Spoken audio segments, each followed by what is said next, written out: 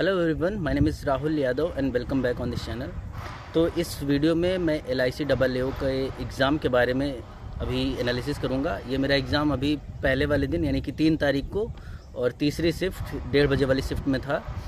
तो ये एग्ज़ाम कैसा हुआ और कितने क्वेश्चन मैंने करे हैं और उन क्वेश्चंस के आंसर क्या हैं, क्योंकि वो सारे आंसर्स मेरे पास हैं। तो आप लोग थोड़ा मैथ्स करके आइडिया लगा सकते हो कि हाँ भाई ये क्वेश्चन सही थे या नहीं। कमेंट सेक्शन में आप लोग बता देना और वोट वगैरह कर देना, मतलब बता देना कि हाँ ये आंसर सही है या नहीं है।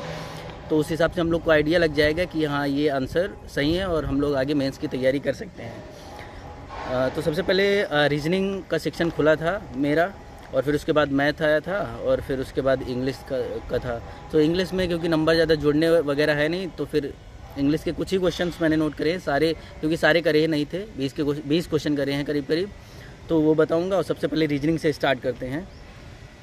रीजनिंग में एक पोस्ट वाइज पजल था जिसमें CFO से स्टार्ट होता था और नीचे बैंक असिस्टेंट या ऐसा कुछ तो था, जूनियर असिस्टेंट वहाँ तक था। टोटल 9 पोस्ट थी, तो ये पोस्ट वाइज पजल हो गया। और इसका जो आंसर है वो HOG ऊपर से स्टार्ट है और नीचे जूनियर तक जाएगा, सीनियर से जूनियर तक। सो HOG NLJ MK, लास्ट में जो है M है और शुरुआत में H है।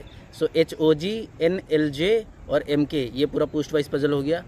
फिर एक था कि कुछ लोग नॉर्थ में बैठते हैं, कुछ लोग साउथ में बैठते हैं, कुछ लोग नॉर्थ में देखते हैं और कुछ साउथ में देखते हैं और लीनियर रो में बैठते हैं।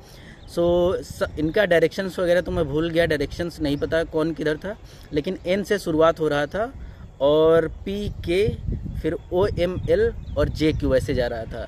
NPK OML और JQ, ये 8 लोग बैठते थे एक रो में। फिर मंथ वाइज था, इसमें 9 लोग बैठते थे शायद मंथ में, और मंथ जो थे वो मार्च मई जून। सो इसमें 30 वाला जो जिस महीने में 30 दिन होते हैं वो सिर्फ जून ही था और इससे ही रिलेटेड कोई कंडीशन दी थी जहाँ से शुरू करना था। सो इसका जो आंसर है वो FAD ऊपर से ही बिठाएंगे मार्च से, FAD GBE और CJH नीचे। इस तरीके से 9 लोग बैठते हैं। FAD GBE और CJH, ये 9 लोग बिठा दिए। इसमें एक पेयरिंग वाला क्वेश्चन था जिसमें मोर देन 4 बन रहे थे। मैंने 3-4 बनाए तो मुझे लग गया और वो जल्दी बन गए, तो मुझे लग गया कि इसमें मोर देन 4 हो सकता है। मैंने मोर देन 4 लगा दिया। और अभी मैंने पूछा था एक लड़के से, तो बोल रहा था कि हाँ मोर देन 4 ही आ रहा था। आप लोग बता देना क्या आ रहा था। फिर एक वर्ड फॉर्मेशन वाला था, तो उसमें वर्ड में TOVE से वर्ड बनाना था। तो मेरा तो वोट बना था VOTE, और इसलिए मैंने जो भी एक वर्ड के अकॉर्डिंग जो V आंसर था, मतलब वर्ड का पहला वाला लेटर्स, तो वही मैंने मार्क कर दिया था। तो ये इतना ही रीजनिंग का था। बाकी इसके बाद जो भी बचा था, हाँ एक पजल थी जिसमें फिनांस मार्केटिंग, और इसमें इस तरीके से कुछ लोग बैठते थे, 3 से 4 व्यक्ति हर सेक्शन में बैठते थे।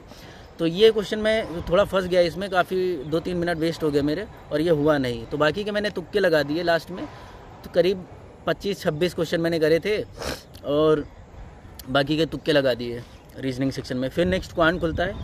क्वांट में ऐसा कुछ स्पेसिफिक है नहीं मेरे पास याद, बस ये याद है कि 5 क्वाड्रेटिक थी जो कि सारी हो गई थी, 5 अप्रॉक्सीमेशन के थे जो कि बहुत ही आसानी के साथ हो गए थे, एक कैसलेट थी, उसको मैंने छुआ नहीं, छोड़ दिया। फिर 1-2 और DI थी, वो शायद एक टेबल पे बेस्ड थी तो वो हो गई थी, लेकिन कैलकुलेटिव थी ये सारी DI, मतलब इतना इजी नहीं था कि आसानी से हो जाए। और फिर एक अरिथमेटिक के कुछ क्वेश्चन करे, लेकिन वो सारे क्वेश्चन के आंसर मुझे याद नहीं है। बोट एंड स्ट्रीम में x की वैल्यू, बोट एंड स्ट्रीम का एक क्वेश्चन था, उसमें x की वैल्यू पूछी थी तो वो 2 आई थी। और एक ट्रेन एंड वो इस ट्रेन में जो स्पीड डिस्टेंस वाले क्वेश्चन होते हैं उसमें स्पीड की रेशियो पूछी थी कि जो S1 और S2 की रेशियो है वो 5-8 आई थी मेरी, वो हो गई थी। सो मैथ में इतना ही है। मैथ का अरिथमेटिक का क्वेश्चन कोई भी अगर आपको याद आता है तो आप लोग बता देना।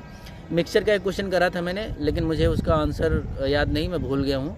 x की वैल्यू शायद उसमें भी कुछ आई थी, हाँ। और फिर नेक्स्ट हम चलते हैं इंग्लिश पे।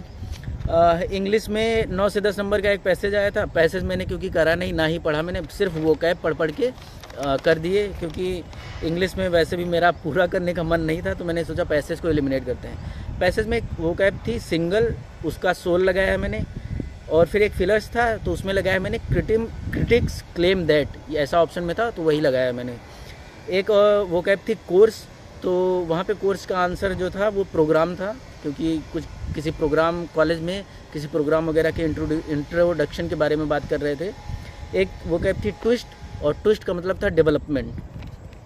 वर्ड रीअरेंजमेंट, जो वर्ड स्वैप वाले क्वेश्चन होते हैं उनमें पहले में ऑप्शन था, एक में CBA था, एक में BCA था और एक में BAC था, ये लगा दिया। इसमें मैंने ये आंसर मार्क किया। फिर बाद में जब मैं बैठा था आराम से तो मैंने देखा कि ये ऑप्शन मेरे मार्क ही नहीं, पता नहीं कि ये माउस पे क्लिक करते थे हम लोग, तो वो मैंने और लोगों से बात करी, ये माउस पे क्लिक करो फिर वो क्लिक होकर छूट जाता, मतलब ऑप्शन टिक ही नहीं हो रहा था, और इसकी वजह से काफ़ी दिक्कत हुई। अब मैं सोच रहा हूँ कि आज तो LIC का था, इंग्लिश में ऐसा कुछ दिक्कत नहीं हुई, क्योंकि ये इसके स्कोर तो ऐड होंगे नहीं। कल IBPS क्लर्क का है मेरा 4 तारीख को, सेम सेंटर में है, बहुत ही में कानपुर में। तो अब मैं सोच रहा हूँ कि कल अगर ऐसा कुछ हो गया, और सिस्टम भी एक बार हैंग हुआ था मेरा, इंग्लिश के सेक्शन में मेरा सिस्टम हैंग हो गया। अब मैं जल्दी क्वेश्चन लिखने में सिर्फ व्यस्त था, यही इसी एनालिसिस के लिए। और सर आए तो उन्होंने देखा कि मेरा सिस्टम हैंग पड़ा हुआ है, वो चल ही नहीं रहा, तब उन्होंने सही करके दिया। अब ऐसी अगर सिचुएशन कल हो गई फिर तो प्रॉब्लम हो जाएगी। चलो क्या बोलते हैं, यहाँ पे आते हैं एनालिसिस में, अलग चले गए थे।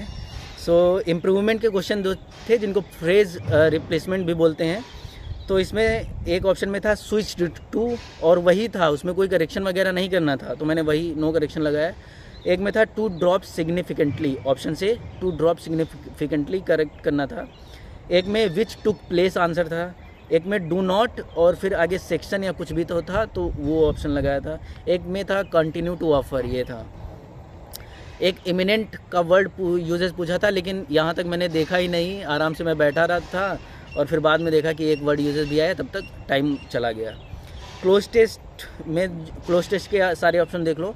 सबसे पहले वाले में मतलब A में भरा था मैंने विथआउट, B में अंडरस्टेटेड, C में एक्सपोज, और D में लीड, E में इवन, और F में वेदर या वेयर था शायद ऑप्शन में, तो वही भरा था।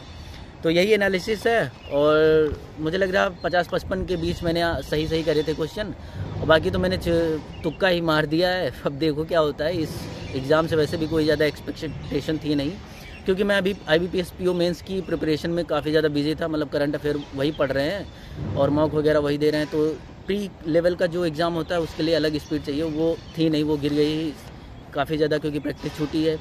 तो अब देखते हैं यार क्या होता है, जब रिज़ल्ट आएगा तब बता दूंगा। और आप लोगों ने क्या कितने अटेम्प्ट करे हैं, अगर किसी क्वेश्चन का आंसर पता चलता है या फिर कोई भी क्वेरी हो आपकी तरफ से, तो आप लोग बता देना, कमेंट सेक्शन में डाल देना, मैं रिप्लाई कर दूंगा। बाकी thank you so much for watching this video and subscribe.